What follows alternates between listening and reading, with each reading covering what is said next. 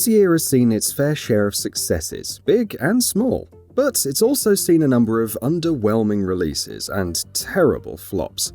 Based on the limited sales data available, let's take a look at the biggest flops of this year thus far. Marvel's Avengers. When Marvel's Avengers was first revealed, yikes was the only real way to describe it, from the characters' looks to the proud announcement of no loot boxes. All of this before any real gameplay, mind you. Following the game's first delay, the developer began offering up more details, and its looter focus became a bit clearer. But cue the first beta, which was monumentally flawed from the get-go, and the anticipation for launch became all the more soured. Sure enough, at launch, Marvel's Avengers suffered from performance issues, connectivity issues, balance issues, the list goes on. Even from a design standpoint, it was criticized for its grindy gameplay, one-note mission design, shallow endgame, lackluster loot, etc., etc. While it did sell an impressive 2.2 million digital units in its debut month, Square Enix would reveal in its second quarter FY 2021 financial briefing that sales were lower than expected. In fact, development costs had yet to be recouped, and the company suffered an operating loss of about $67 million. New content is on the way with the two Hawkeyes and Spider-Man, not to mention launches for the Xbox Series X and S and PS5 next year, but for now, Marvel's Avengers is perhaps this year's biggest commercial flop. Bleeding Edge. What happens when a developer that just released an acclaimed single-player title decides to make a team-based multiplayer brawler? In the case of Ninja Theory, which saw strong success with Hellblade: Senua's Sacrifice and had been acquired by Xbox Game Studios, you get Bleeding Edge. The developer clarified that it had been in development before the acquisition, and the combat seemingly channeled its love for melee fights. Otherwise, given the number of multiplayer shooters and brawlers that have struggled, heroes or no, Bleeding Edge felt like it was being sent out to die, and not even launching with the Xbox Game Pass could help. No formal sales data was released, but Steam player numbers painted a dismal picture. Bleeding Edge had a peak of 828 players in March 2020, which dropped to 362 in April. Among the top 20 most played games in March on Xbox Live, it was nowhere to be seen. Ninja Theory has provided some updates in the form of new maps, quests, and new characters, but the last major update was on July the 30th, and the player count is as dead as can be. It's a shame, but at least the game wasn't an utter mess at launch. Crucible. Speaking of messes, we have the Amazon game Crucible. A free-to-play hero shooter pitting two teams of 4 players against each other. Again, not the best recipe for success. Those who decided to take the plunge faced terrible performance, awful UI design, abysmal connectivity, terrible NPC AI, and just overall sloppy gameplay. There was also only one map, in a PvP game. Did we mention that Crucible had been in development since 2014? The backlash was immediate, and despite developer Relentless Studios' efforts to update it, Crucible reverted back to closed beta status a little over a month after release. Less than 5 months after release, it was cancelled, with the development team shifting to work on Amazon's New World MMO. Full refunds were offered for all purchases, and soon enough, matchmaking and custom game servers were removed. Roughly 6 years of development undone in just a matter of months. It's almost sad in a way. Disintegration. V1 Interactive's Disintegration is an interesting case. Developed over 3.5 years, the title mixed real-time strategy with first-person shooting and was helmed by Marcus Leto, who co-created the Halo series.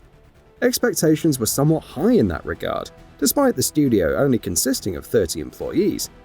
The inclusion of a cinematic single-player campaign, that too in a new world with a fully voiced cast and extensive lore, almost seemed too good to be true. However, at launch, reactions to the game's campaign ranged from above average at best to outright negative at worst. The multiplayer, which had been panned since the beta, didn't fare any better, and it didn't help that the company's post-launch plans revolved entirely around it. Even with its different factions and intriguing gameplay, it failed to translate this into a compelling multiplayer experience. Peak players in the launch month of June on Steam were a mere 120, which rose to 539 in July before falling to 293 in August. In September, Disintegration boasted a peak player count of 7. Take-Two Interactive, which owned the private Division publishing label, admitted in its Q1 fiscal year 2021 results that Disintegration sales were a bit disappointing. By November 2020, multiplayer had been removed completely, with related achievements and trophies being shifted to the campaign. Project Cars 3. Slightly Mad Studios started the year off with the awful Fast and Furious Crossroads, but before that, it confirmed that Project Cars 3, the sequel to its acclaimed but buggy racing sim series, would be releasing in the summer. Little to no information had been revealed up until that point, and now claiming it to be at least 200% better than its predecessor doesn't count. But Slightly Mad Studios CEO Ian Bell did consider it a spiritual successor to the Need for Speed Shift series. Project Cars 3 launched on August 28, 2020, and quickly saw mixed reactions for its more arcade-like racing gameplay. Parent company Codemasters revealed in its financial results for the first half of the fiscal year 2021 that the title had performed in line with expectations. But, despite debuting in 5th place for US physical sales charts, it debuted 17th in the UK, selling 86% less than Project Cars 2. The PS4 version launched in Japan and only sold 2,404 units in its first week. Codemasters and Slightly Mad Studios haven't commented on sales numbers, but the data that's available isn't too encouraging. It is always strange when a developer known for one genre, in this case counterplay games with Dualist, suddenly veers into another. When the game was revealed last year at the Game Awards, it was the first official PS5 console exclusive to be announced. There wasn't much to go off of, but it promised a looter slasher with co-op support. Gearbox was also publishing it, so maybe this transition from counterplay was properly thought out. As 2020 rolled on and on and on, there were still a lot of questions about the mechanics and gameplay. More details emerged closer to launch, but the game's $70 price tag didn't inspire confidence. Cut to launch and reviews began slowly trickling in, criticizing the game's shallow story, problematic combat, performance, and repetitive design. It was also always online, but had no matchmaking for co-op. To be fair, the game did debut in 7th place for UK physical sales charts, ending the week of November 21st, but a week later, it was gone. In Japan, it sold a whopping 5,342 copies, just 10 copies behind Super Smash Bros. Ultimate, which was 2 years older at that point. While expectations may not have been super high for the game, it was, for all intents and purposes, a major PS5 console exclusive from a well-known publisher. To see it fade away without so much as a whimper is at least somewhat surprising. Rocket Arena.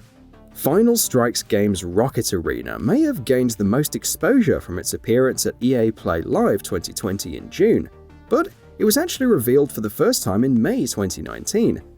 Nexon was originally slated to publish, but parted ways with the developer 2 months after the reveal. After releasing in July 2020 under the EA Originals label, the shooter failed to gain much of a following. This is despite launching on both Origin and Steam for PC, along with the Xbox One and PS4. While the critical reception was fine, the total numbers of players on Steam went from a peak of 1,102 in July to just 96 in September.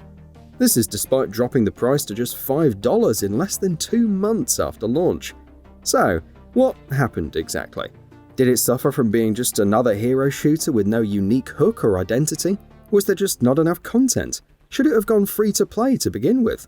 Whatever the case may be, and despite regular updates, Rocket Arena doesn't seem like it'll be making a comeback anytime soon.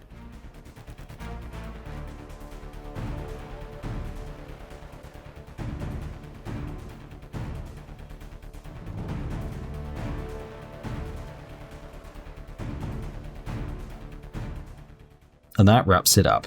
If you like what we're doing, please consider subscribing to our channel.